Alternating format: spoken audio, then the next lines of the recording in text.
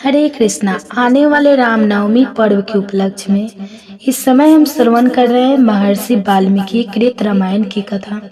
इसी कथा श्रृंखला के दूसरे भाग में आप सबका स्वागत है। पिछली कथा में हमने अयोध्या का सुंदर वर्णन सुना, महाराज दशरथ की प्रतिभा और उनके मंत्रियों के विषय में सुना।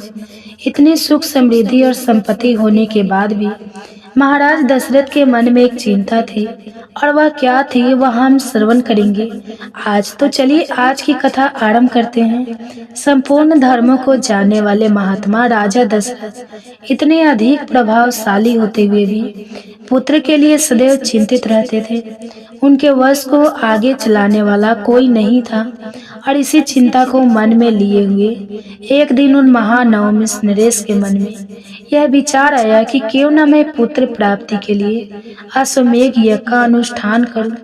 तत्पश्चात उसने समस्त सुधि बुद्धि वाले मंत्रियों के साथ परामर्श किया और यज्ञ करने का निश्चित विचार करके उन महान तेजस्वी बुद्धिमान और धर्मात्मा राजा दशरथ ने सुमंत से कहा, हे मंत्रीवर, आप मेरे समस्त गुरुजनों और पुरोहितों को यहाँ शीघ्र बुलाकर ले आइए।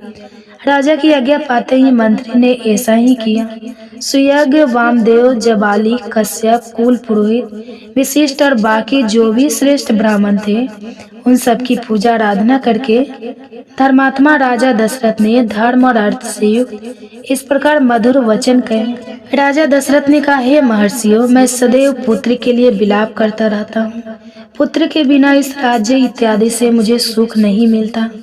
इसलिए मैंने यह निश्चय किया है कि मैं पुत्र प्राप्ति के लिए अश्वमेध द्वारा भगवान का यजन करूं।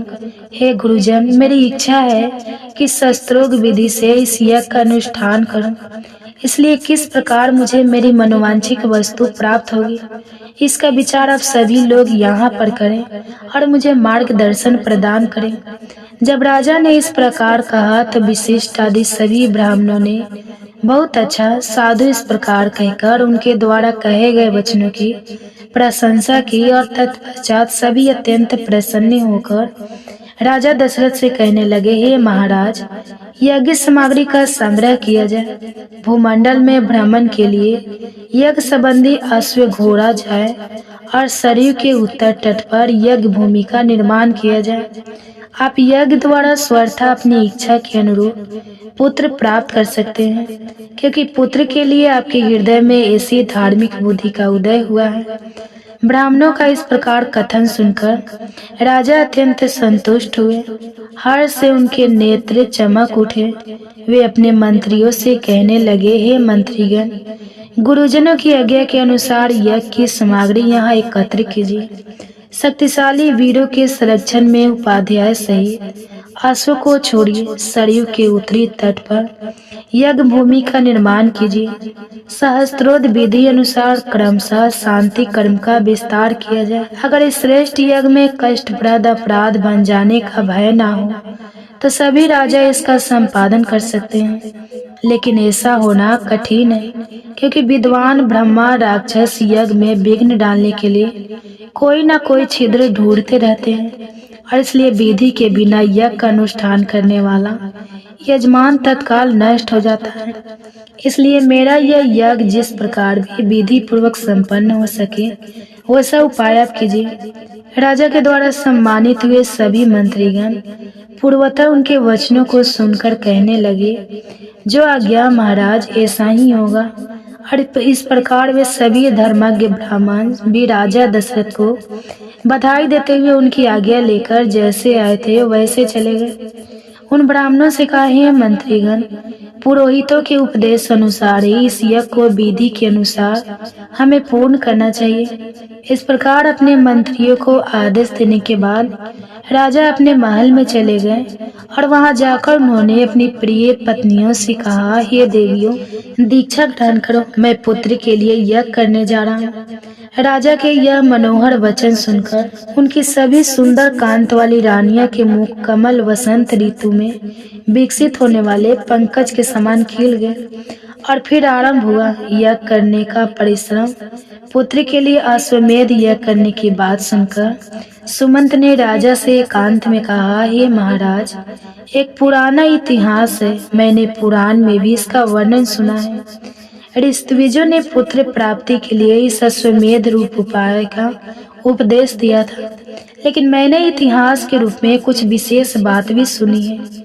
हे राजन, पूर्व काल में भगवान संत कुमार ने ऋषियों के पास एक कथा कह सुनाई थी, और वह कथा आपके पुत्र प्राप्ति के साथ संबंध रखने वाली थी। उन्होंने कहा, हे मुनिवरों, महर्षि कश्यप के भीमांडक नाम से एक प्रसिद्ध पुत्र है, उनके भी एक पुत्र होगा जिसके लोगों में ऋषि भंग नाम के प्रसिद्ध होंगे।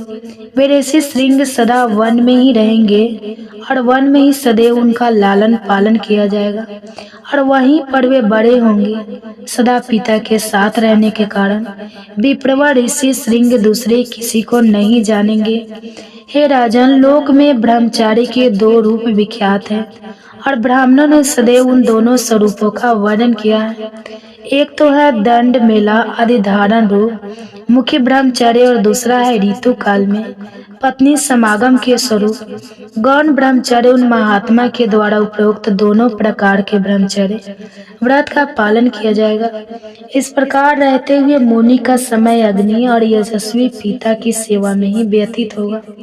उसी समय अंग देश में रोमपाद नामक एक बड़े प्रतापी और बलवान राजा होंगे। उनके द्वारा धर्म का उल्लंघन होने के कारण उस देश में घोर अनावृष्टि हो जाएगी, जो सभी लोगों को अत्यंत भयभीत कर देगी। वर्षा बंद हो जाने के कारण राजा रोमपाद को भी अत्यंत दुख होगा।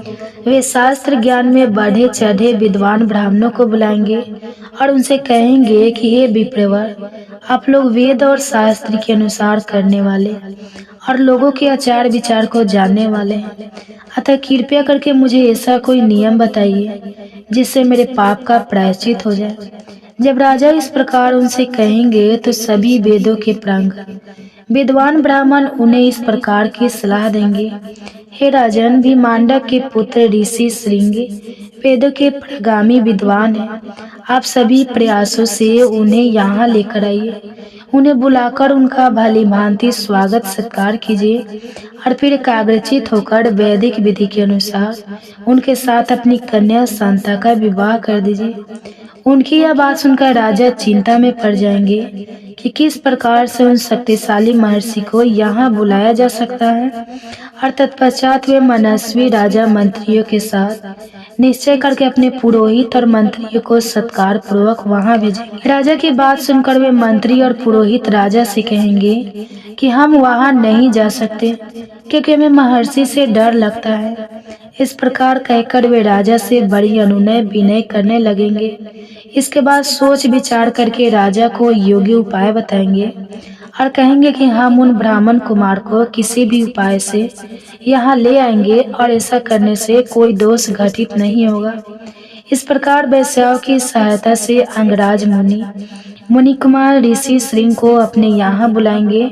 उस ऋषि के उस राज्य में आते ही इंद्रदेव उस राज्य में वर्षा करेंगे और फिर राजा उन्हें अपनी पुत्री शांता समर्पित करेंगे।